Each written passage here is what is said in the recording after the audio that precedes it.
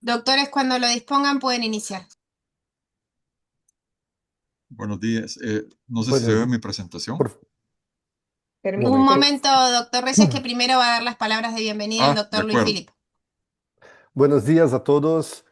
Es más un sábado que estamos juntos. Es un placer muy grande tener hoy Patricia, mi querida Patricia, Marlon, Carlos, que se dedicaron mucho a preparar más un Ateneo que no tengo dudas de que será increíble. Me gustaría también agradecer a Jimena, que se dedica totalmente para nos ayudar a tener este Ateneo siempre perfecto. Gracias, gracias, Jimena. Y también agradecer a Platsul, que si no tuviésemos Platsul, no tendríamos condiciones de tener este Ateneo, este momento tan especial.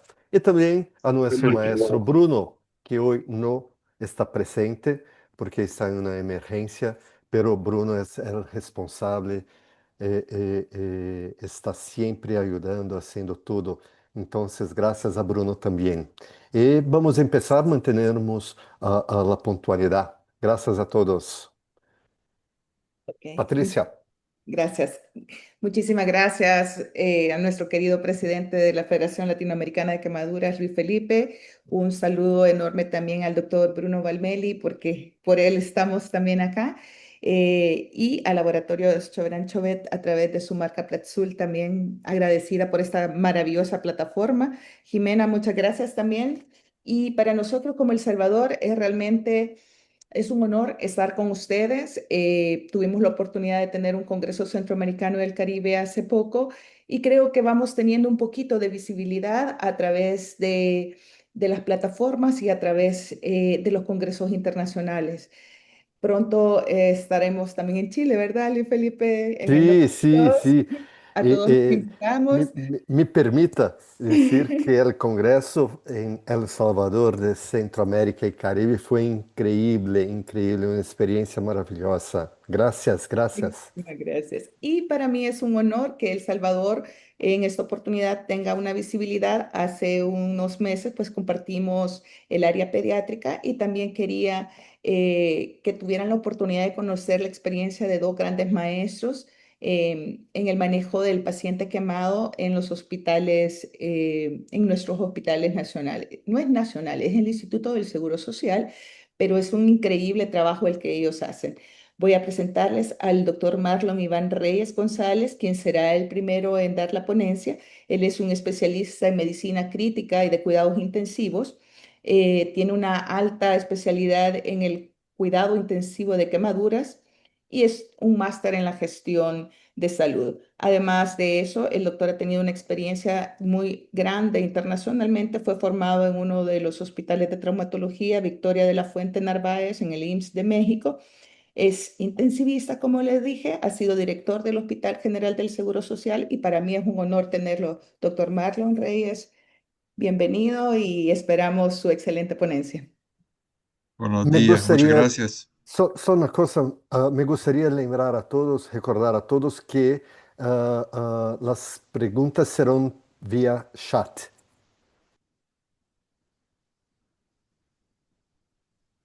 Buenos días. Es un gusto y un placer estar para acá con todos ustedes. Un saludo. Buenos días y buenas tardes en algún lugar también. Eh, no sé si se logra ver ya la presentación. No, doctor Reyes tiene que hacer lo mismo que hicimos en la prueba. Tiene que cliquear en Share y compartirla. Ahorita, güey. Entonces, permítame un segundo.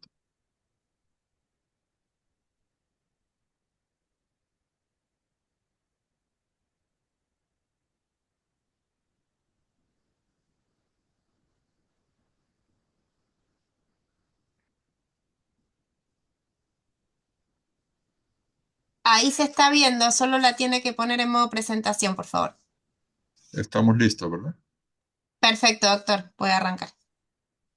Bueno, tengan buenos días. Es un placer para mí estar con ustedes en este magno evento, algo que es sumamente necesario para nosotros que trabajamos en cuidados críticos y específicamente con los pacientes quemados severos que vemos. Mi experiencia es con paciente adulto, ¿verdad? Y agradezco a la doctora Patricia de Calderón por su invitación, ya que ella trabaja en el campo pediátrico, y el colega, el doctor Godofredo, que está por acá también, que tiene una gran experiencia en pacientes quemados desde el punto de vista de cirugía plástica. Básicamente, vamos a abordar el tema de los pilares fundamentales en la atención del gran quemado desde el punto de vista de medicina crítica en la fase inicial de reanimación. Sabemos que hay diferentes etapas en las que estos pacientes atraviesan, ¿verdad? Principalmente la evaluación inicial y la fase de reanimación o resucitación, como le llaman algunos, el tratamiento de la herida, evaluación de la herida y la fase de rehabilitación. Es importante que nosotros estemos claros que el cuidado crítico del paciente empieza desde el momento del siniestro. Media vez el paciente sufre esta lesión, esta agresión térmica, en ese momento su organismo empieza a generar una serie de cambios y fenómenos fisiopatológicos que ameritan una intervención crítica en ese momento, de manera oportuna y temprana. Pero el gran quemado atraviesa diferentes escenarios. El escenario inicial, que es la fase del sitio del siniestro, ¿verdad? Y de ahí la fase prehospitalaria. Luego tenemos la fase en el hospital, en la unidad de emergencia. Luego la etapa en que el paciente pasa al quirófano y al final que nos llega a nosotros a la unidad de cuidados intensivos. Como les voy a presentar en un estudio más adelante que hicimos en nuestra unidad, el siniestro, ¿verdad? En nuestro hospital, el Hospital General del Seguro Social es el centro de referencia a nivel del Salvador en la seguridad social para atender a los pacientes grandes quemados. Entonces, en general, nosotros tenemos una media de tiempo, una mediana de 3.5 horas en recibir a los pacientes en unidad de emergencia desde que ocurre el siniestro, en un estudio que hicimos en los últimos 6 años. El quirófano atiende al paciente ya luego de evaluarse y descartar algún otro tipo de trauma adicional, y a la unidad de medicina crítica llega a un promedio de 16.8 horas. Es decir, que el 70% de la reanimación de este paciente ocurre fuera de la unidad de cuidados intensivos. De ahí la importancia que todos los actores que intervengan en la atención de estos pacientes tengan fundamentos básicos y fundamentos avanzados también para atender de la mejor manera a estos pacientes desde el momento que se llega al siniestro. La lesión térmica es una serie de eventos químicos provocados por fuerzas físicas actuando a nivel molecular. Y es importante que sepamos que se desencadena una cascada de eventos inflamatorios, ¿verdad? Iniciados por el daño al endotelio vascular, generando mediadores inflamatorios, citoquinas, alteraciones en factores de coagulación, en la cascada de complemento, en mediadores de fosfolípidos. También tenemos interacción de muchas moléculas, principalmente el factor de necrosis tumoral alfa, interleucina 1 beta, interferón gamma, interleucina 8, y el estado inflamatorio en el paciente es el común denominador, que es un estado inflamatorio que va a estar en la fase inicial y se puede prolongar tanto semanas, meses como años, dependiendo de la severidad de este daño en la persona. Agentes etiológicos tenemos el fuego principalmente, líquidos calientes, electricidad. Aparte de esto, hay lesiones químicas por radiación, por fricción, que se está poniendo cada vez más frecuente debido a accidentes, a siniestros de tránsito, y el frío, que es otro agente etiológico de lesión térmica. En los cuidados críticos, nuestra misión es monitorear y dar el soporte hemodinámico adecuado, fluidoterapia, si es necesario vasopresores, con la finalidad de perfundir los tejidos. Es importante descartar si no hay de entrada una lesión inhalatoria, la que trae unas consecuencias muy importantes y que influyen mucho en el pronóstico del paciente, y en su transcurso definir si hay edema pulmonar cardiogénico o no cardiogénico, un distrés respiratorio, o si el paciente ya en el transcurso de los días adquiere alguna neumonía ya relacionada con la atención sanitaria. Así, al mismo tiempo, es importante vigilar en la fase inicial si hay síndrome compartimental, cuando son quemaduras circunferenciales a nivel de miembros o a nivel de extremidad del abdomen o tórax. Y también se puede dar síndrome compartimental a nivel ocular. Es sumamente importante el monitoreo de todo esto y esto tiene que ver mucho con el nivel de reanimación que damos al paciente. Paralelo a esto está el cuidado quirúrgico de las lesiones desde el inicio y la prevención de la infección de las mismas, excisión tangencial temprana, cobertura temporal y en su momento el injerto temprano, según el caso. Damos soporte ventilatorio, protector, damos analgesia, sedación, cuando es necesario bloqueo neuromuscular, maniobras de ventilación mecánica especializadas y si en su momento es necesario ventilación en prono y cuando hay una situación demasiado extrema y que no responde a lo convencional, se propone la ECMO. Aparte de eso, la nutrición enteral temprana, el control metabólico y de temperatura del paciente y la fisioterapia y psicoterapia, que es algo muy importante en estos pacientes, tanto para ellos como para su grupo familiar.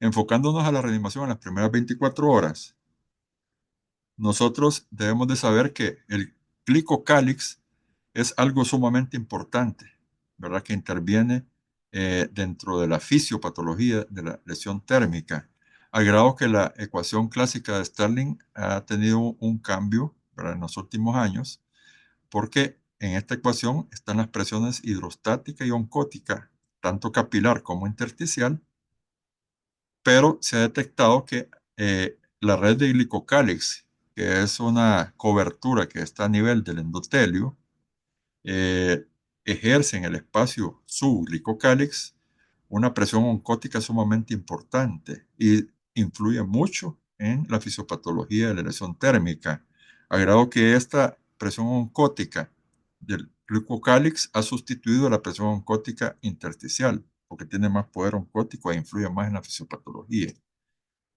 Una foto de microscopía electrónica donde pueden ver la luz del capilar, la red de glicocálix endotelial y la célula endotelial. Hay una variación en el paciente quemado, ¿verdad? En el gran quemado hay una variación en las presiones, ¿verdad? Podemos ver nosotros que las presiones hidrostática capilar, oncótica capilar, la presión hidrostática intersticial y oncótica intersticial sufren cambios. En una persona que tenemos un nivel basal de valores de presión, eh, después de una quemadura severa, por ejemplo, la presión hidrostática capilar aumenta prácticamente al doble, la presión eh, oncótica a nivel capilar disminuye y la presión hidrostática intersticial disminuye y la oncótica aumenta a nivel del intersticio, lo que provoca que el líquido a nivel intravascular sea prácticamente succionado hacia el espacio intersticial. Esto favorece también cuando el coeficiente de reflexión capilar que impide, los poros impiden de los capilares que salga albúmina, en una quemadura severa, este coeficiente de reflexión capilar cae a la mitad prácticamente y esto hace que los poros se dilaten sumamente a un nivel que logran permitir que la molécula de albúmina se fugue al intersticio y eso hace que la presión oncótica intersticial y del subglucocálix aumente y succione mucho más eh, líquido del espacio intravascular al intersticial. Esto favorece el edema severo. Aquí vemos una fotografía de microscopía electrónica que lo pueden ver en el clásico libro de Tratado de Quemaduras del doctor Benaim, Pendlin, Linares, publicado en 1993, donde ven ustedes cómo está el síndrome de fuga capilar 10 minutos después de una quemadura de tercer grado, ¿verdad? Y esto es lo que nos va a producir un gran daño. A raíz de esto, clásicamente han existido fórmulas de hidratación de los pacientes, ¿verdad? Podemos ver acá unas que incluyen cristaloides, otras que incorporan coloides de entrada, otras que son a base de cristaloides o soluciones cristaloides balanceadas y fórmulas específicas para niños también, ¿verdad? Todas estas fórmulas son como un esquema básico para dar el inicio a la hidratación, pero no son unas fórmulas rígidas que hay que impedir salirse de él. Estas fórmulas son como una guía, pero debemos de individualizar el caso al que nos enfrentamos. Es muy importante que en este estudio de Kramer, un metaanálisis, una revisión de casos desde 1980 a 2014, se verificó que tanto la fórmula de Brook, que ven en líneas discontinuas, como la fórmula de Parkland, que ven en línea continua, esos esquemas de hidratación del paciente quemado siempre fueron sobrepasados en sumo grado, sobrepasados, y lo cual favoreció a un edema intersticial importante. Y la fórmula de Parlan, que tiene un límite de 4 ml por kilo por superficie corporal quemada, el promedio de todas estas fórmulas anduvo en 5.3 ml por kilo, muy por encima del máximo, lo cual generaba un problema de edema, pero con unas consecuencias importantes. En cuanto al monitoreo de la hidratación de los pacientes, la diuresis, la presión arterial y la presión venosa central son unos indicadores que la diuresis, por ejemplo, nos puede ir guiando, pero cuando ocurren cambios a nivel celular o a nivel de la perfusión de tejidos, no puede ser suficiente con la diuresis. Igual la presión arterial, igual la presión venosa central. Entonces son unos indicadores de evaluación del estado hemodinámico del paciente que no nos dan una idea clara de lo que está ocurriendo a nivel tisular. Hay otros métodos que han habido también, como el catéter de Swan-Ganz, que era una forma de hacer mediciones hemodinámicas, pero presentaron muchas situaciones en las cuales dependían mucho del operador, había que hacer muchas calibraciones y nos podía dar mediciones que si las atendíamos podían ser desfavorables en cuanto a el pronóstico de los pacientes. Aparte de esas otras complicaciones que podrían dar por la colocación del catéter a nivel de la arteria pulmonar, infecciones, trombosis, infartos pulmonares, arritmias, etcétera, por lo cual el uso en el tratamiento agudo de un paciente con quemaduras no es la primera elección. Luego surgieron tecnologías mínimamente invasivas como el FlowTrax, en el cual podemos ver diferentes variables, ¿verdad? Como la variabilidad del volumen sistólico, índice cardíaco, gasto cardíaco. Aquí solo es un requerimiento de tomar una línea arterial y tener un catéter central, igual que el PICO, ¿verdad? Es un sistema también que es mínimamente invasivo, una vena central nada más y una línea arterial, y nos da información a nivel del gasto cardíaco, a nivel de la precarga, los volúmenes, a nivel del índice de agua pulmonar extravascular, etcétera. Todos estos parámetros que pueden ayudar a ir regulando la cantidad de líquido que administramos al paciente. Pero más recientemente se está utilizando la ecografía en cuidados críticos en general, pero tiene sus ventajas porque no es invasivo o es mínimamente invasivo, pero es dependiente operador. Y en el caso del gran quemado, muchas veces la ecocardiografía transtorácica puede tener sus limitaciones, más que todo cuando hay afección de la caja torácica y abdomen. Pero está la opción del eco transesofágico para poder monitorear hemodinámicamente al paciente y ir regulando la cantidad de fluidos o el apoyo con inotrópicos o vasopresores según los datos que nos vaya dando. Hay algoritmos específicos para el ultrasonido al pie de la cama del paciente. El ultrasonido pulmonar va buscando, hay líneas B, y esto nos puede dar un parámetro que nos estamos pasando con la cantidad de líquidos. En el transesofágico podemos ver la colapsabilidad o distensibilidad de la vena cava superior. En el Vexus podemos ver cómo está la congestión venosa hepática, portal y renal. Y todo esto nos puede dar una pauta para ir regulando la cantidad de líquidos o ir viendo cuándo el paciente ya puede estarse sobrecargando de volumen y optar por vasopresores o el uso de inotrópicos o incrementar incluso apoyo para la función renal. En cuanto al nivel bioquímico, hay biomarcadores, ¿verdad? Está el Sindecano 1, por ejemplo, que nos mide el daño del glucocálix. Este daño del glucocálix es importante por la quemadura en sí, por la lesión térmica, pero también es un parámetro que nos puede ir dando cuando estamos sobrehidratando al paciente, va a producir daño por la sobredistensión del capilar.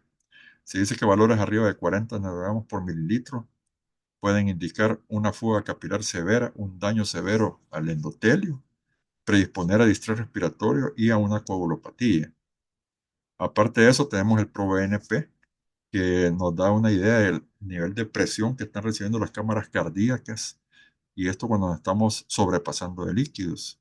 Y hay marcadores tempranos de la función renal también, porque es importante que los riñones estén funcionando adecuadamente para ir manejando esa gran cantidad de líquido que estamos administrando a los pacientes. Hay marcadores como el N-gal o la albúmina creatinina que se elevan tempranamente, incluso antes que la creatinina empieza a elevarse. Otros biomarcadores, ¿verdad? Está la caderina, caderina soluble, que es un marcador que nos, este marcador se encarga de reparar el daño al endotelio. Entonces, cuando está disminuido, nos está diciendo que no hay quien repare el endotelio dañado. Es un biomarcador que están utilizando. Hay un estudio reciente de unos japoneses, un centro de quemados en el cual proponen como un biomarcador temprano de daño endotelial, y que no hay sustancias que incorporen su reparación, ¿verdad? Adicional al sindecano 1, al glicano 1, que son otros biomarcadores que nos pueden dar una idea de cómo está a nivel molecular el endotelio. A la perfusión sistémica en metas hemodinámicas, ya hablando de metas hemodinámicas, podemos tener una presión arterial media de 65 o más. El lactato es importante, el lactato basal y el monitoreo de este, que esté abajo de 2 idealmente. La saturación central venosa de oxígeno mayor o igual a 70%, y el diferencial de la presión eh, veno-arterial de CO2, ¿verdad? Que debe estar menor de 6 milímetros. A nivel de la función renal, la diuresis de 0.5 ml por kilo hora, pero también la densidad urinaria, la osmolaridad urinaria arriba de 500 y el marcador N-gal menor de 150 nanogramos. El lactato, que lo importante es ver cuánto tenemos el ingreso a las 12 horas y a las 24 horas y ver cómo se ha comportado. Pero no debemos de caer en el peligro de que estemos dando exceso de líquido porque el lactato no baja, porque pueden haber otras causas que lo mantengan elevado.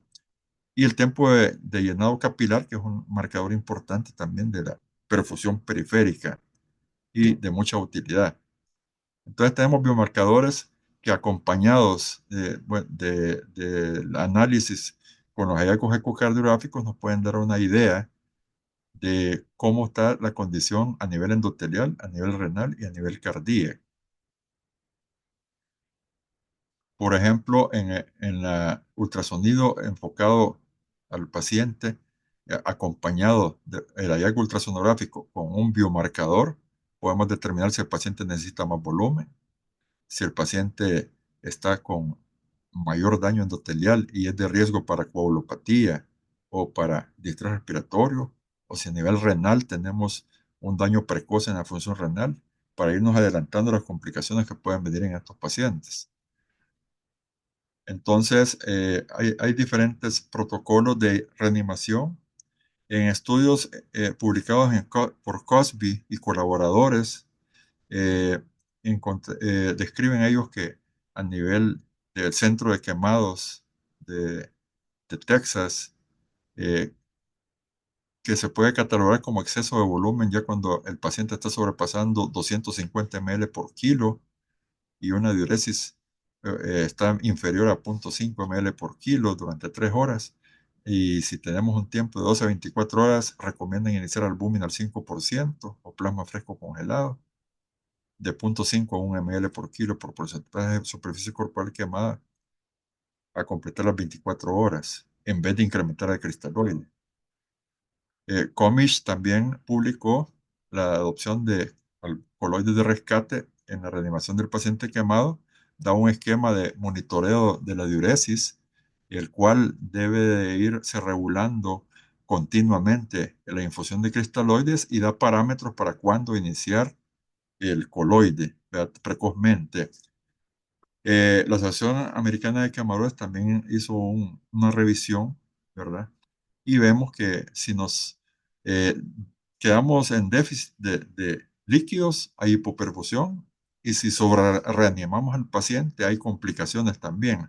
todo esto trae consecuencias en las zonas de Jackson, ¿verdad? Una necrosis la podemos incrementar o podemos salvar la zona de estasis, ¿verdad? Clásicamente la fórmula de Parland de 4 ml por kilo por porcentaje de superficie corporal quemada ha sido recomendado que se reduzca este inicio a 2 ml por kilo de superficie corporal quemada porque se ha comprobado que hay una tendencia a excederse con los líquidos. Y la albúmina se recomienda también para, en vez de incrementar esta fórmula de cristaloides, dar un aporte con coloides para dar una reducción en el volumen total de líquido del paciente. Y con ello a lograr nosotros evitar ese edema que es tan severo. Entonces, en términos generales, recomiendan iniciar la hidratación con 2 ml por kilo por porcentaje de superficie corporal quemada. Si a las 8 o 12 horas hay hipotensión o hay otros parámetros que nos digan que el paciente no responde a líquidos, en vez de incrementar el cristaloide, agregar albúmina al 5%, ¿verdad? A dosis de 0.5 a 1 ml por kilo.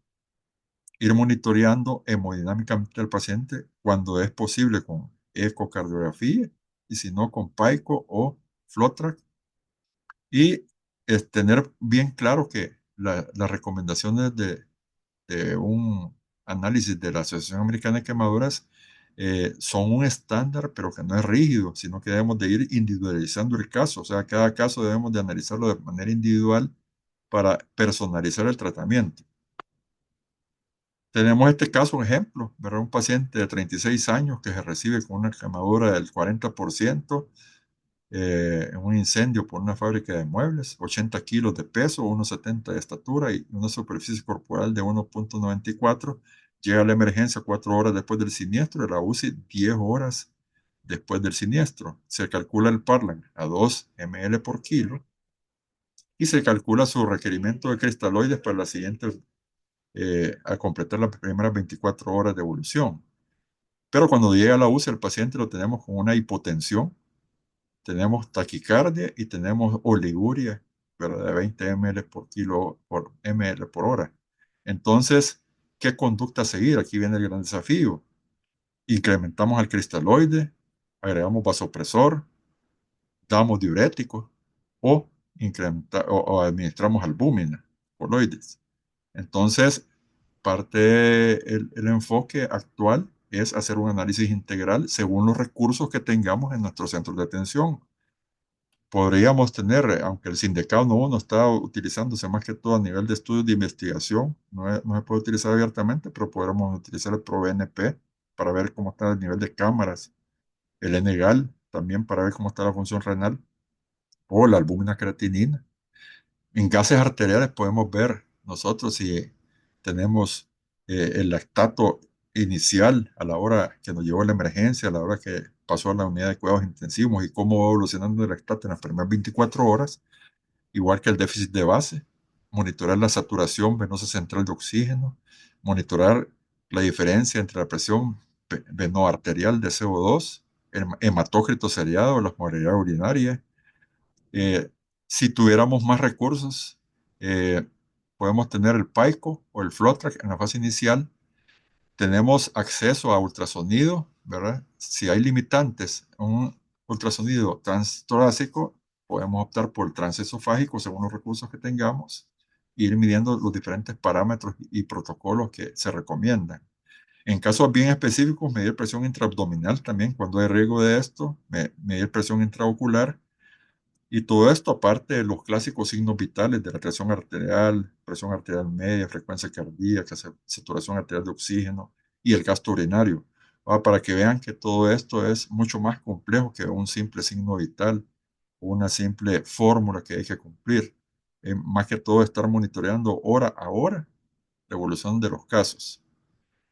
La supervivencia del gran quemado depende de una reanimación hídrica dirigida por objetivos hemodinámicos precisos, protegiendo el endotelio y evitando las complicaciones por exceso de líquidos. Y para finalizar, les quiero mostrar un estudio que realizamos en la unidad de cuidados intensivos acá de nuestro hospital, ¿verdad? En la cual básicamente hicimos un análisis de cómo se estaba hidratando los pacientes Un estudio realizado desde el 2018 al 2025, es retrospectivo, analítico, observacional. En ese periodo de tiempo recibimos 94 pacientes con quemaduras severas, pero al final, según los criterios de inclusión que tuvimos, quemaduras arriba del 20%, ingresados dentro de las primeras 24 horas a la UCI, ¿verdad? Excluimos a los quemados eléctricos, embarazadas y otras enfermedades crónicas o trauma asociado, ya que esto requiere una cantidad de líquido bien diferente a un esquema clásico de un paciente quemado sin ningún otro de estos factores. Y al final de eso quedaron 28 pacientes.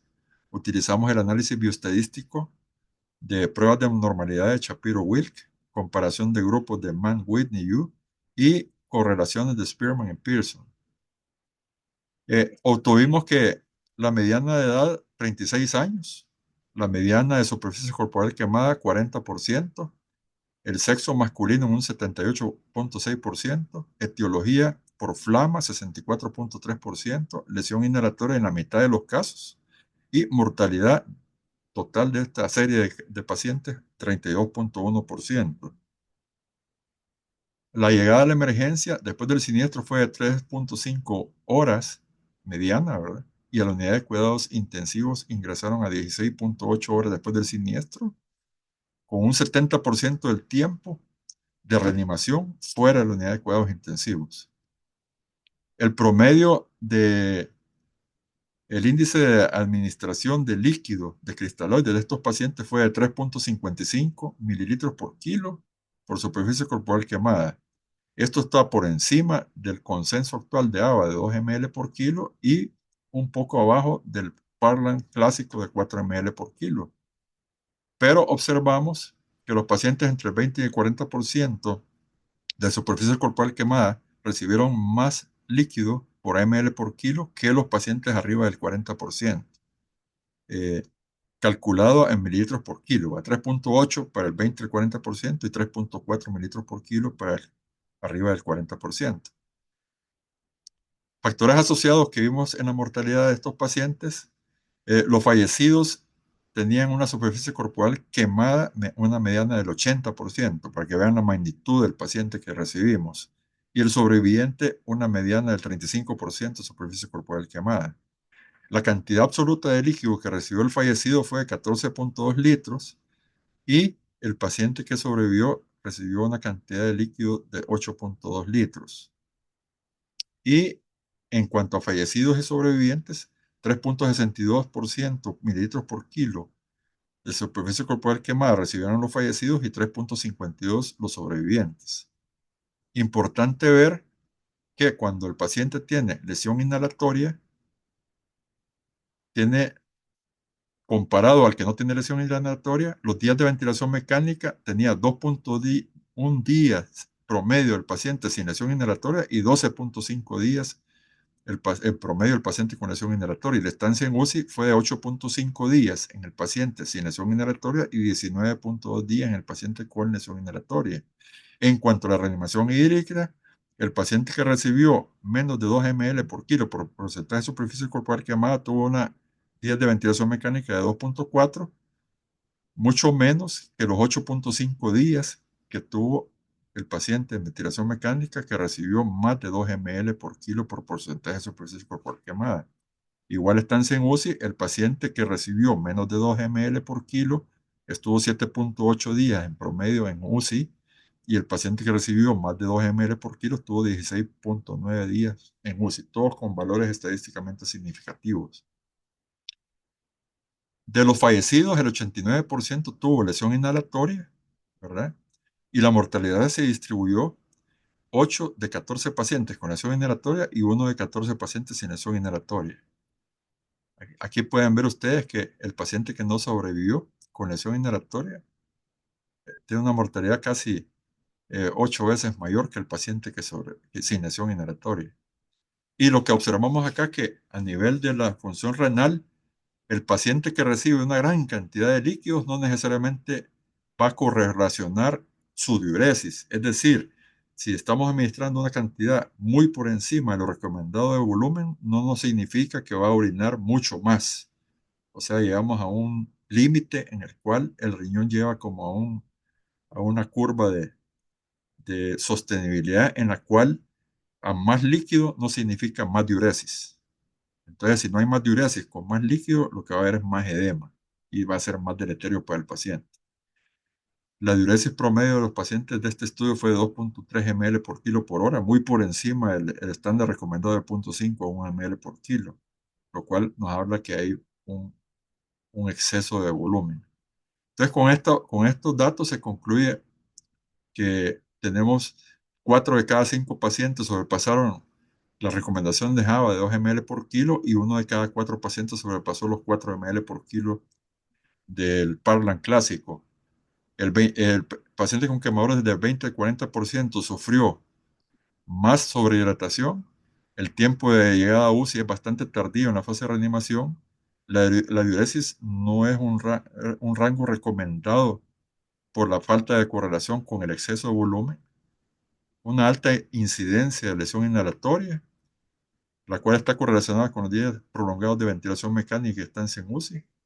Y es evidente que hay que actualizar nuestros protocolos de reanimación y proponer la creación de un código quemado que optimice la ruta de atención del paciente desde el momento del siniestro hasta que se recibe en el hospital. Bueno, muchas gracias. Esta es mi intervención. Quedo abierto ahí para si tienen algunas preguntas. Muchísimas gracias, doctor Reyes. Una magistral clase. La verdad que el estudio ha estado maravilloso y dejamos las preguntas por último. No sé, doctor Philip, si quiere agregar algo para presentar al siguiente ponente. Vamos a guardar porque ya son 11:37 para Carlos poder hablar con tranquilidad. Gracias. Muchas gracias, doctor. Le presento al doctor Carlos Godofredo Escobar. Él es médico especialista del Hospital del Seguro Social también, el Hospital General. Él es un especialista en cirugía plástica, reconstructiva, estética. Para nosotros es un verdadero honor. Él ha sacado su especialidad en el ISEM de la Universidad Autónoma de México en Toluca, México. Tiene una maestría en gestión hospitalaria y para mí es un placer presentar uno de los profesionales en la reconstrucción del gran quemado, tanto agudo como de secuela, al doctor Carlos Godofredo. Muy buenos días a todos. Un honor y de verdad muchas gracias por la invitación. Vamos a comenzar. Quiero ver.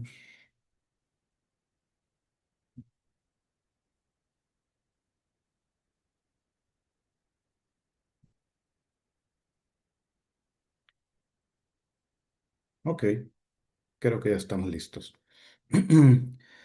Bueno, mi tema es basado en experiencia. De la urgencia de la reconstrucción, ¿cuál es la experiencia que hemos tenido en el Instituto Salvadoreño del Seguro Social en el manejo integral del paciente quemado? ¿A qué me refiero con esto? Sí van a haber un par de citas de bibliografía, etcétera, pero vamos a enfrentar un problema que hemos tenido desde hace muchos años. Más adelante lo van a ver, que es el subregistro, y sobre eso les quiero hablar. No tengo ningún conflicto de interés. Sí hemos utilizado inteligencia artificial, pero solo como apoyo audiovisual. El resto, lo que es el análisis, la interpretación y la crítica, corre por mi cuenta. ¿Cuál es el objetivo de esta clase? Va a ser analizar la experiencia de nuestra institución en el manejo de pacientes con quemaduras, desde que llega a la unidad de emergencia hasta poderle dar de alta, ¿verdad? Con el fin de identificar las áreas de mejoría y fortalecer la atención integral. Es decir, el cómo, el cuándo, el dónde y el por qué. Nosotros tenemos una población que atiende el Seguro Social, una población de responsabilidad de más o menos 2 millones de personas. Y en el Hospital General del Seguro Social somos 9 cirujanos plásticos con 5 residentes. Somos los que llevamos a cabo todo el manejo del paciente quemado. Un poco de contexto mundial. En realidad se reportan en los libros, ¿verdad? Libros americanos, de que tenemos más o menos 6 millones de quemaduras anuales, ¿verdad? De estos, 180.000 son fatales. Y dentro de toda esta organización, digamos, del 1 al 2% de la población va a tener en algún momento dado una quemadura. De este 1 al 2%, 10% va a tener necesidad de asistencia médica y este 10% más va a tener la necesidad de hospitalización. Se establecen como a nivel mundial, ¿verdad? incidencia, prevalencia y frecuencia de esta de este tipo de patología. Y a la cabeza está por escaldadura, por flama, es menos porcentaje en electricidad y mucho menos en fricción. Pero estos son datos de países de primer mundo, donde la mayor parte son por escaldaduras, en pacientes que tienen un cierto déficit cognitivo o en menores de 5 años, ¿verdad? Pero esto no se apega tanto a nuestra realidad y ya voy a explicar por qué. Aunque se dice que el 90% de las quemaduras graves ocurren en países que están en vías de desarrollo o como se les llama hoy a estos países, países emergentes. En cuanto a nuestras estadísticas, el mayor enemigo que hemos tenido nosotros es que no contamos con nuestros propios registros, nuestros propios datos, nuestras propias estadísticas. Entonces, nos dimos a la tarea de empezar a recopilar esto desde el 2021, es decir, esto todo es periodo post pandemia. Entonces, el mayor enemigo que hemos tenido es el subregistro, pero logramos así poco a poco ir recopilando los datos. Y hemos encontrado que nuestra mayor distribución es en el sexo masculino, con 76%, y el grupo etario es de 26 a 35 años. ¿Por qué? Porque el seguro social se basa en pacientes que cotizan, ¿verdad? Aunque tenemos también beneficiarios, la mayor parte son cotizantes, es decir, son personas que son laboralmente activas y que en cierto sentido tienen un empleo que puede ser de riesgo. Y también empezamos a estudiar cuál era nuestra estancia hospitalaria. ¿Por qué? Porque a través de la estancia hospitalaria nosotros podemos obtener el impacto que esto tiene en nuestra economía, ¿verdad? En nuestro gasto como hospital. Hemos encontrado que tenemos 7,1 días más o menos de promedio de estancia hospitalaria, teniendo en cuenta que un día cama en nuestro hospital está establecido entre los 50 y $100, pero solo el día cama, sin medicamentos. Entonces, ¿qué podemos concluir con esto?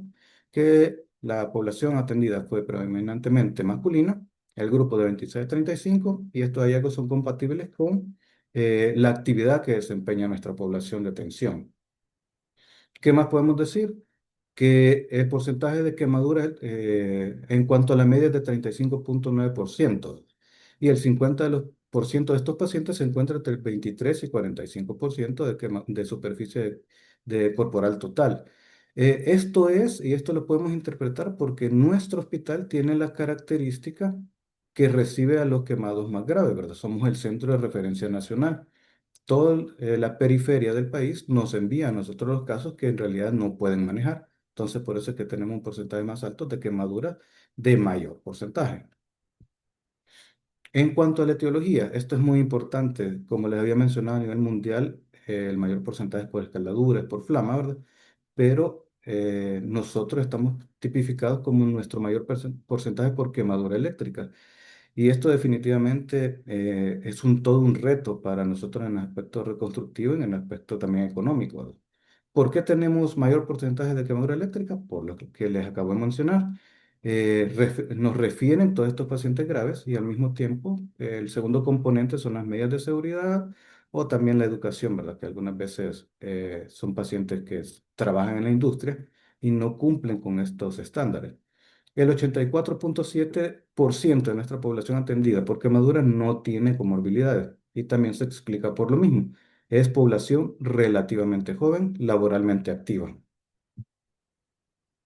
En cuanto a los procedimientos realizados en este periodo que yo les decía, del 2021 hasta la fecha, ¿verdad? Llevamos en lavado de hibridación más o menos 1.485 casos, injertos 560, escarotomías 140, fasciotomías 90, amputaciones que en realidad las dejamos como nuestro último recurso. No, nunca va a ser nuestro objetivo amputar, siempre intentamos reconstruir 40 casos, colgajos 25 y cetaplastías en reconstrucción o en remodelación o como secuela 20.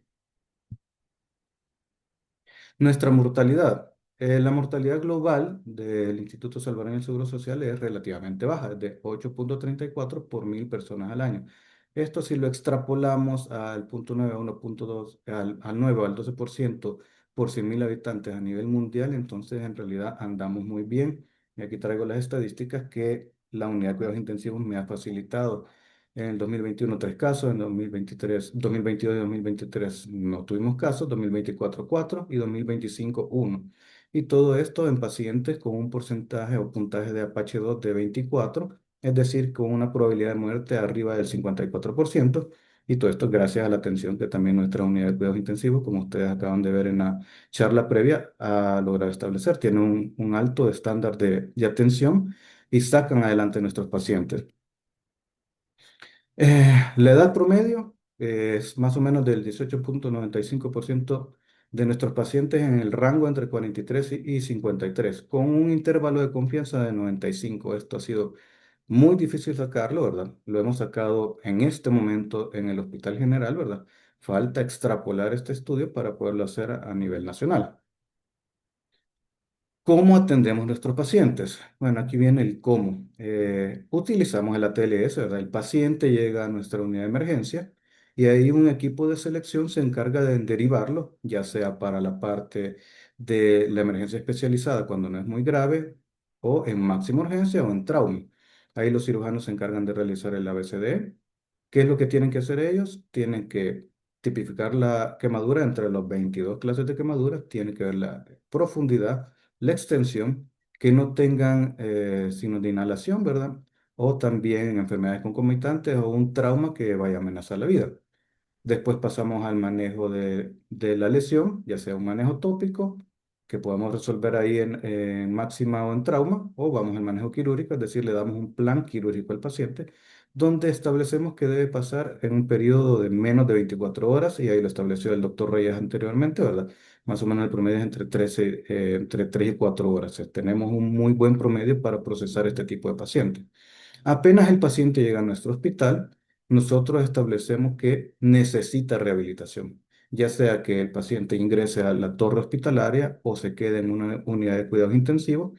El primer día después de que lo hemos recibido, ya comienza nuestro equipo de fisioterapia a darle la atención. En cuanto a cómo establecemos el porcentaje, se pueden utilizar la escala de Wallace, el Browder, incluso diagramas o dibujos de quemaduras, y actualmente estamos intentando migrar a la parte de la tecnología, ¿verdad?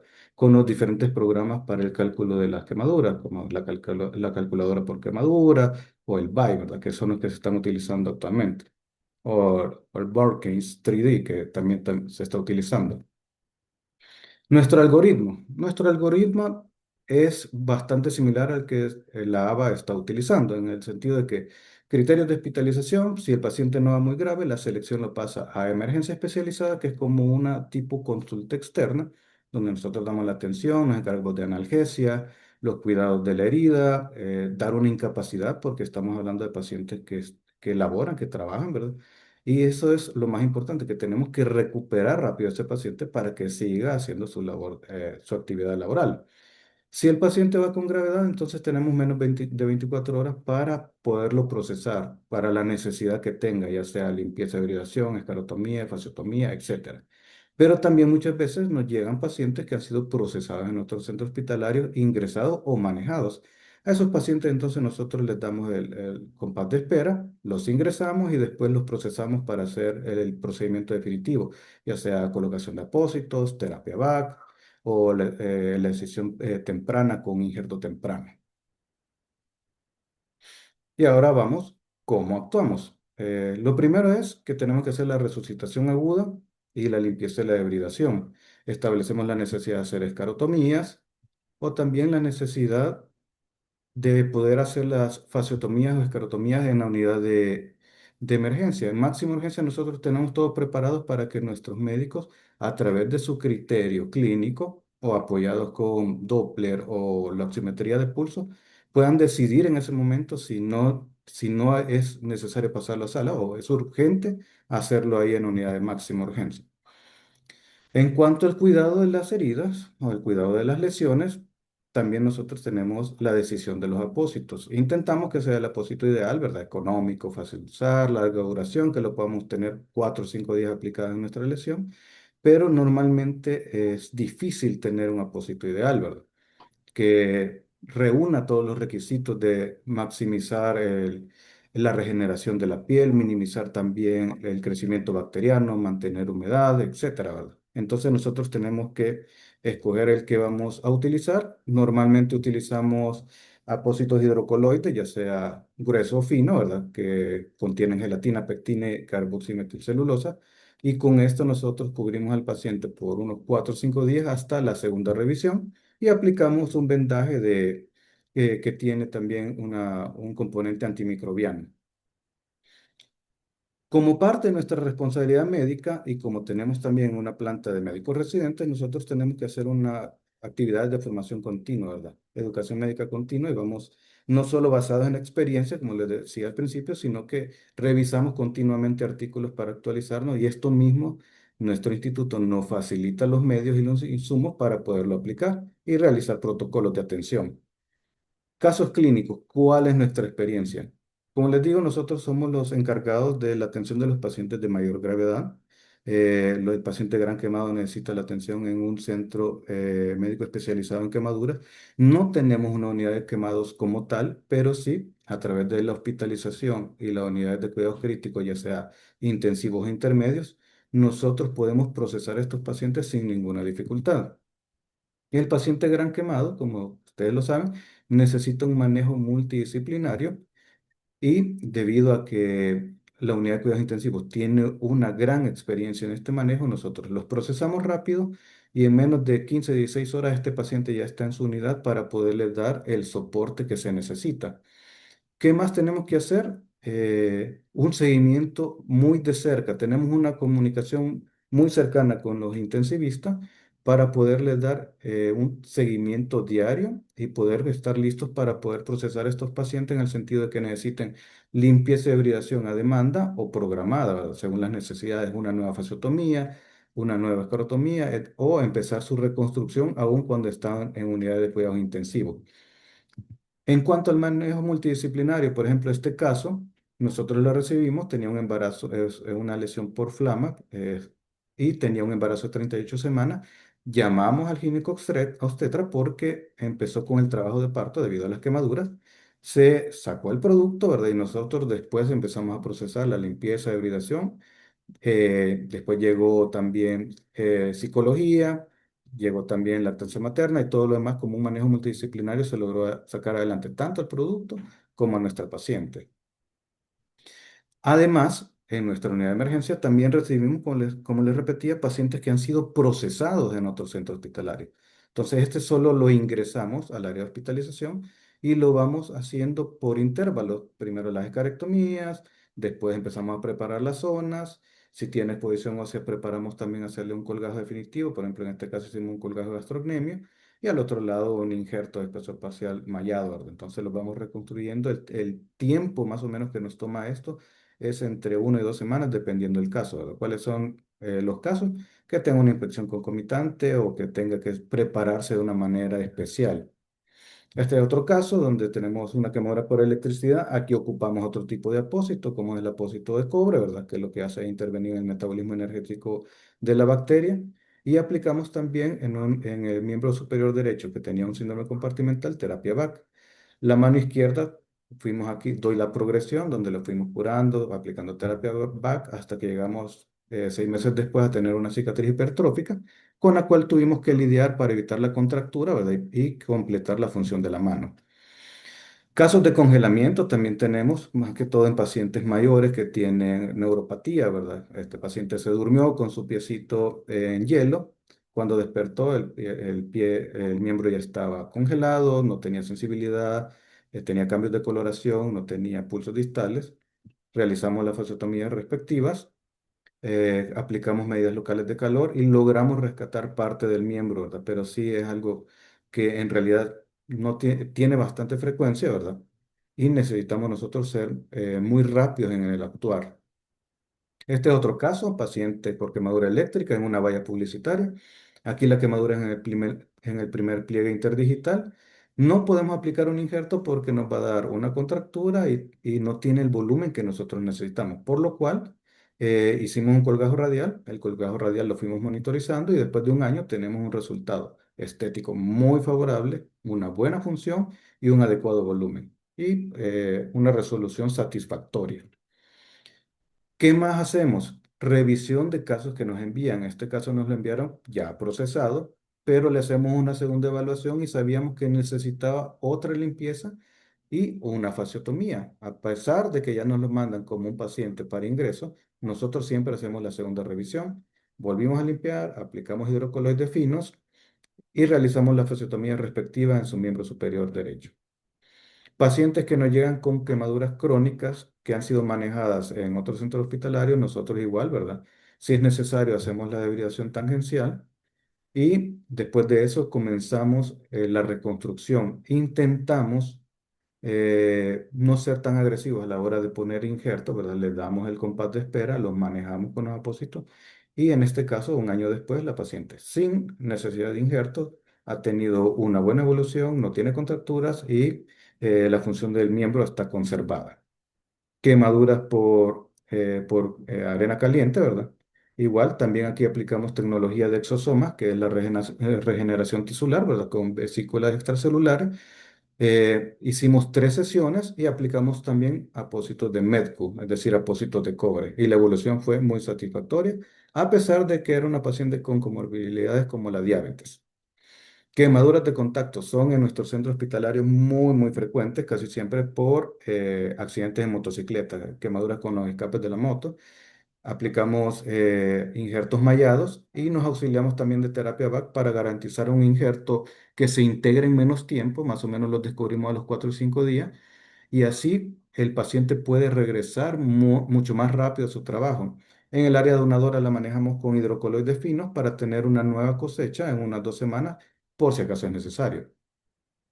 Otro gran problema que nosotros tenemos en nuestro país, las tradiciones, ¿verdad? Las quemaduras por pólvora. En el último año tuvimos 1.572 quemaduras en nuestro país, reportados por MinSal y por el IS.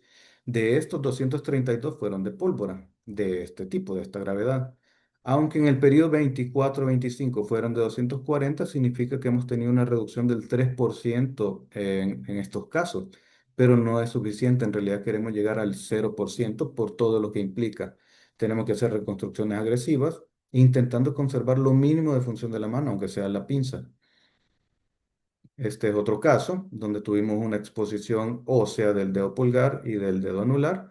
¿Qué tuvimos que hacer acá? Hacer un colgajo heterodigital para el dedo anular y conservar la longitud, y el dedo pulgar un colgajo tóraco-abdominal también para evitar de que se pierda longitud y función del pulgar. Otro caso de quemadura por pólvora fue amputado en otro centro hospitalario. Nosotros tomamos el caso, lo limpiamos, lo debridamos, aplicamos injerto de espesor parcial y un año después logramos conservar la pinza. Este paciente pudo seguir trabajando a pesar de la gravedad de su lesión. Otra explosión por pólvora. Aquí tuvimos pérdida de 2 dígitos y exposición tendinosa. Entonces, como teníamos la exposición tendinosa, tuvimos que elaborar y diseñar un colgajo para poder conservar la pinza. Caso satisfactorio. En cuanto a la rehabilitación, ustedes saben de que hay una alteración de la imagen, hay una discapacidad de movilidad, puede haber dolor crónico, también lesiones posteriores porque la piel ya no es de la misma calidad. ¿Y cuáles van a ser nuestros objetivos de la rehabilitación? Es recuperar la salud, la capacidad de trabajo, la destreza, la fuerza, el balance y la movilidad física. ¿Cómo lo hacemos? Si hay cicatriz hipertrófica, aunque la intentamos evitar, luchamos contra ella.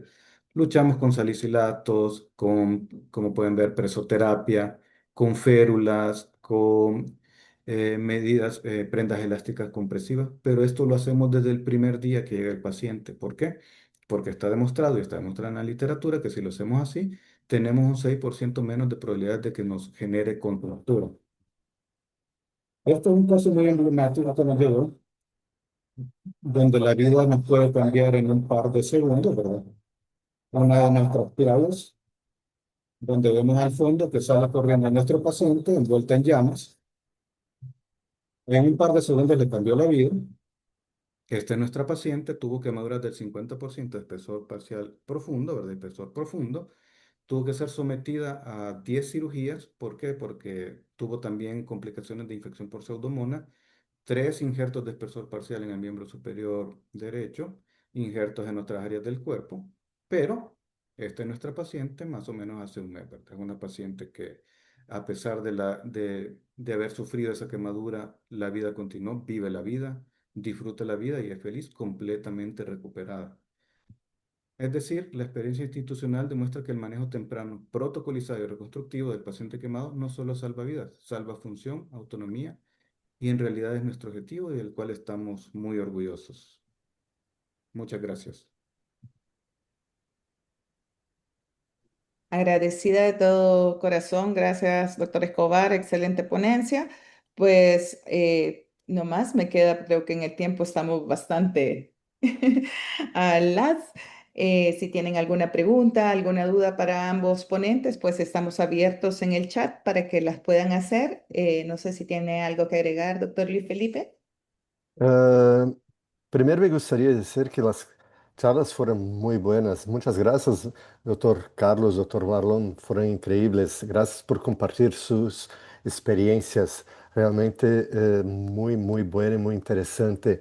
Doctor Marlon tiene una charla que es muy interesante. Tendría muchas preguntas a él. Por ejemplo, Mm. si tienes una situación que tienes que escoger entre fluid creep o poco líquido, ¿qué piensas? Entonces, hay muchas cosas para hablar sobre la reanimación. Es un tema que suscita una cantidad de dudas siempre. Es increíble porque ya estudamos esto hace 80, 90 años, hasta hoy tenemos cosas nuevas. Por ejemplo, la parte tecnológica que has hablado, los marcadores, son tan importantes, son nuevos, estamos empezando ahora a comprenderlos mejor. Entonces, me gustaría preguntar muchas cosas, pero no tendremos tiempo hoy. Entonces, esse é um assunto que certamente vamos revisitar em algum momento e espero que no tarde muito. Me gostaria de dizer que em 2 semanas tendremos um Ateneu muito especial. Será o primeiro Ateneu temático e será um Ateneu de nutrição, com a participação de diferentes países. O Comitê de Nutrição está dedicando um tempo muito grande para termos um Ateneu de nutrição muito bueno e estão todos invitados. Também me gostaria de dizer, agradecer a Jimena e mais uma vez Bruno e Platsul. Como no, Eh, ya es 12:03, no tendremos tiempo para preguntas, solamente consideraciones finales de mi querida Patricia, doctor Marlon y Carlos. Gracias. Nada más, doctor, darle las gracias. Más o menos he revisado y hay un par de preguntitas ahí a todo el personal, a toda la gente, los profesionales de Argentina, Colombia, Perú, Uruguay, Paraguay, El Salvador, por supuesto, que se hicieron presentes a este Ateneo. De verdad, hay un par de preguntas, no sé si puedo hacerlas. Creo que Jimena dijo que Creo tenía que no. 5 minutos. No, va. Sí, Buenísimo. Jimena es Sí, la sí, doctores, coordinadora. sí, tenemos unos 20 minutitos Oh, extra que entonces, les por favor, otorgamos, así que si quieren aprovecharlos, no hay problema. por favor. Perfecto. Entonces voy a hacer los primeros. Hay muchos reconocimientos. Muchísimas gracias a todos los que están diciendo que las exponencias han sido súper excelentes, pero preguntan, ¿qué gérmenes son los que más complican en cirugía reconstructiva? Carlos. Hola. Hola. Ajá. Sí, en lo que hemos recopilado de información, Pseudomonas y desgraciadamente Acinetobacter baumannii son los que más tenemos reportado y que más nos complican y de muy mal manejo. Ok, perfecto. Consulta, ¿de la paciente embarazada se supo cómo quedó el feto? Digo, por el trauma provocado por la quemadura. Sí, cuando se extrajo el producto tenía más o menos 34 o 35 semanas de gestación. Fue manejada en la unidad de cuidados intensivos de un hospital de atención materno-infantil, ¿verdad? Y se recuperó. Al final sí estuvo ingresado más o menos 15 días. No tuvo una secuela, una complicación que tengamos que lamentar y gracias a Dios, tanto madre como hijo salieron adelante. Ok, perfecto. Perdón que no había leído antes los nombres. Esa pregunta fue de Analia Monroy y de la doctora Lourdes Santizo. Dice, ¿qué sugiere el doctor Reyes para monitorizar rehidratación hídrica en lugares de pocos recursos? Sí, esa pregunta es sumamente importante, doctora, porque debemos de afrontar nuestro día a día, ¿verdad? Entonces, clásicamente se había dado que el monitoreo de la hidratación era a base de la diuresis, pero actualmente yo creo que en muchos lugares hay acceso a gases arteriales, ¿verdad? Hay acceso a gases arteriales y aparte de eso, en algunos casos, hospitales de segundo nivel se toma vena central también. Entonces, si nosotros tenemos gases arteriales y venosos mixtos, venosos centrales y arteriales, podemos hacer un análisis del déficit de base, podemos ver cómo va el lactato arterial, podemos ver cómo está la diferencia entre el CO2 arterial y venoso, y podemos ver también el hematócrito por otra parte, que todos estos parámetros nos pueden dar una idea de cómo está a nivel la perfusión tisular, ¿verdad? Lo otro es hacer pruebas de llenado capilar periférico, ¿verdad? Que ese llenado menor de 2 segundos es sumamente importante y está demostrado que ayuda también para ver cómo va la perfusión tisular y tenemos que ir avanzando a los recursos locales, como les digo, gases arteriales, gases venosos centrales, el hematócrito, hemoglobina, un examen de orina simple donde nos diga cómo está la densidad urinaria, calcular si tenemos electrolitos o osmolaridad sérica y urinaria. Entonces, con estos parámetros así podemos ir nosotros ir monitoreando cómo va el nivel de hidratación del paciente. Alguien por ahí en el chat también mencionó el 2 ml por kilo se aplica para quemaduras eléctricas o de otro tipo. Que quede claro que el estudio que hicimos y la mayoría es en una lesión térmica, excluye a las eléctricas, porque eléctricas son un campo aparte, ¿verdad? Un cuidado diferente, pero el 2 ml por kilo, un quemado por flama, un quemado por escaldadura, que no tiene otra patología o un trauma adicional, el 2 ml por kilo se considera el esquema seguro inicial para hidratar a este paciente, monitoreándolo de esa forma, como le digo. Y si tuvieran ultrasonido, es una gran herramienta también para ir Perfecto. acompañando esto. Preguntaban cuál era la otra germen. No te escucharon, doctor Escobar. Creo que es Baumani, ¿eh? Acinetobacter baumannii, efectivamente. De ahí, Cristian Guaman de Ecuador dice, ¿cuál ha sido la experiencia de los usos sustitutivos dérmicos en el manejo del gran quemado? Si quieres, contesto Hola. o tienes experiencia. Sí, usamos Integra, ¿verdad? Pero más que todo para áreas, por el costo, ¿verdad? Ustedes saben el costo, tenemos que manejar eso también. Lo usamos más que todo para áreas de flexión, ¿verdad? Donde necesitamos recuperar ciertas características del tejido como elasticidad. Y después de eso le aplicamos un injerto, ¿verdad? Pero el laboratorio, banco de tejidos es algo que todavía no tenemos, ¿verdad? Bueno, creo que en el país estamos un poquito atrás en eso, pero hacia allá vamos. Eso tenemos en El Salvador, no tenemos cubierta biológica temporal en nuestros Mm. pacientes quemados y tenemos que actuar con lo que tenemos, como lo dice el doctor Escobar.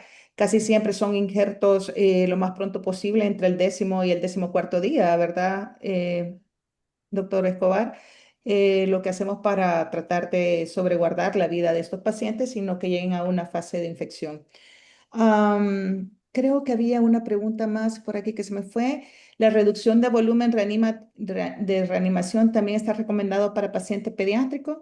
La fisiopatología es la misma, es totalmente evitar la sobrehidratación del paciente, pero más que eso, yo quiero preguntarle al doctor Reyes, ¿qué experiencia tiene cuando, por ejemplo, en ese paciente que está en shock y a pesar de la cantidad de líquido que pusiste, no orina, no orina y tú te vuelves así como una máquina de ¿qué más hacer? ¿Qué más hacer? Doctor Reyes. Sí, esa pregunta es relacionada con la última diapositiva de la ponencia, en la cual tiene un paciente hipotenso, ligúrico, taquicárdico. Entonces, nosotros debemos de tener un esquema base de cristaloides. Si nosotros documentamos que el paciente ha recibido una cantidad y calculamos que ya va sobrepasando esos 2 ml por kilo, si sigue ese ritmo, entonces podemos iniciar coloides tempranamente, si ya tenemos 8 horas después del siniestro, podemos utilizar coloides de 0,5 a 1 ml por kilo por superficie corporal quemada. Y si acaso, aún así hay hipotensión persistente iniciando los coloides, podemos acompañar también de un vasopresor. Está también documentado que puede haber el uso de vasopresor. Pero sí, lo que se ha documentado últimamente en los estudios es que excederse en hidratación es sumamente contraproducente para el pronóstico de los pacientes. No sé si con eso le contesto. Gracias, doctor. Bueno, agradecida de antemano. Creo que esas son todas las preguntas hasta el momento. No queremos alargarnos más y creo que el doctor Luis Felipe nos dijo que quedará grabada y será un honor pues tenernos en FEILAC para poder recapitular cada uno de los conocimientos que nuestros colegas salvadoreños han hecho en sus excelentes ponencias. Agradecerle a la FEILAC, a Platzul por este magno evento y al doctor Belmeli por tenernos siempre activos en El Salvador. Y para nosotros ha sido un placer, vuelvo a repetir, ser visibilizados en todo Ibero-Latinoamérica. Muchas gracias. Muchas gracias más una vez a Jimena, Platzul, Bruno, Patricia, doctor Marlon, Carlos, por las presentaciones increíbles, muy buenas. Y invitarlos a nuestro próximo Ateneo de Nutrición, coordinada por nuestra querida amiga Tista. Invitarlos también a inscribirse en nuestro Instagram, Feilaquem, y visitar nuestro sitio de felac.org, que tiene, por ejemplo, todos los Ateneos grabados. Muchas gracias, buen fin de semana a todos. Muchas Feliz fin de semana. gracias. Muchas gracias a Vale. ustedes.